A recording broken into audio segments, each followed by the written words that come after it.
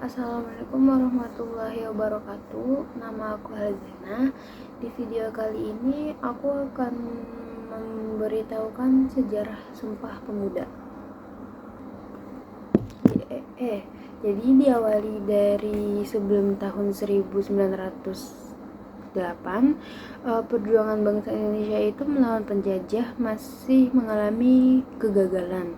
Nah, penyebab kegagalannya itu dikarenakan bentuk perjuangannya itu melawan penjajahannya itu masih bersifat kedaerahan dengan mengandalkan kekuatan fisik dengan senjata dan masih diadu domba oleh penjajah dengan politik divide et impera. Divide et impera artinya dipecah kemudian dikuasai. Nah, setelah tahun 1908, perjuangan bangsa Indonesia dalam melawan penjajahan mengalami perubahan, yaitu dengan cara organisasi yang terorganisir dan bersifat nasional. Organisasi pemuda pertama yang terbentuk adalah Budi Utomo yang dipelopori oleh Dr. Wahidin Soedirohoesodo. Ketua Budi Utomo adalah Dr. Sutomo. Berdirinya organisasi Budi Utomo pada tanggal 20 Mei tahun 1908 menjadi pergerakan dan pendorong bagi munculnya organisasi kepemudaan Indonesia. Nah, organisasi kepemudaan yang terbentuk itu setelah munculnya organisasi Budi Utomo berangsur-angsur. Ini antara lain yang pertama ada Trikoto Dharma yang nantinya berganti nama menjadi Jong Java yang diketuai oleh R. Satiman Wiryosanjoyo dan yang didirikan pada tahun 1915.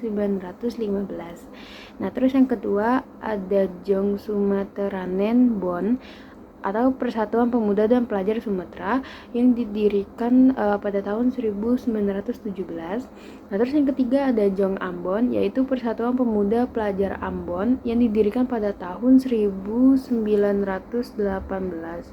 Lalu yang keempat itu ada Jong Minahasa atau Persatuan Pemuda Pelajar Minahasa yang didirikan pada tahun 1918 sampai 1919.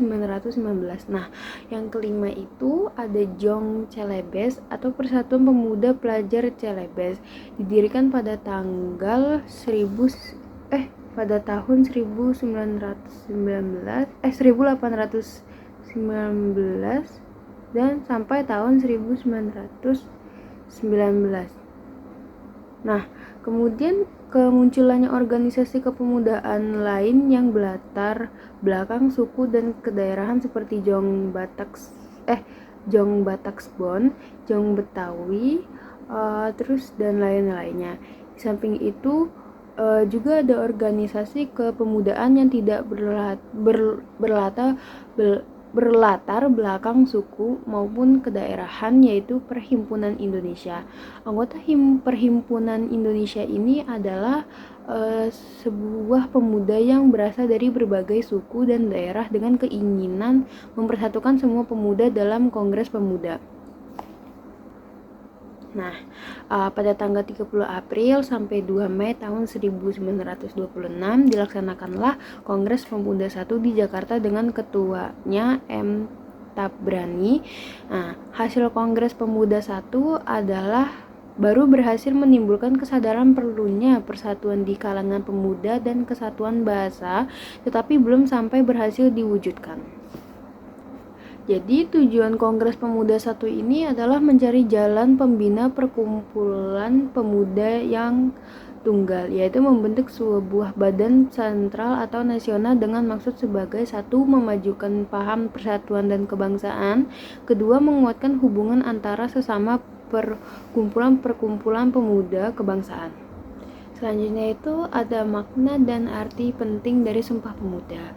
Jadi Sumpah Pemuda itu merupakan hasil dari Kongres Pemuda kedua. Sumpah Pemuda ini merupakan titik tolak munculnya kesadaran akan pentingnya persatuan dan kesatuan dalam mewujudkan kemerdekaan bangsa Indonesia. Sumpah Pemuda mengikrarkan kepada bangsa Indonesia untuk menjunjung tinggi perasaan dan sikap tentang satu nusa, satu bangsa, dan satu bahasa. Itu saja yang saya sampaikan. Sekian dari saya. Wassalamualaikum warahmatullahi wabarakatuh.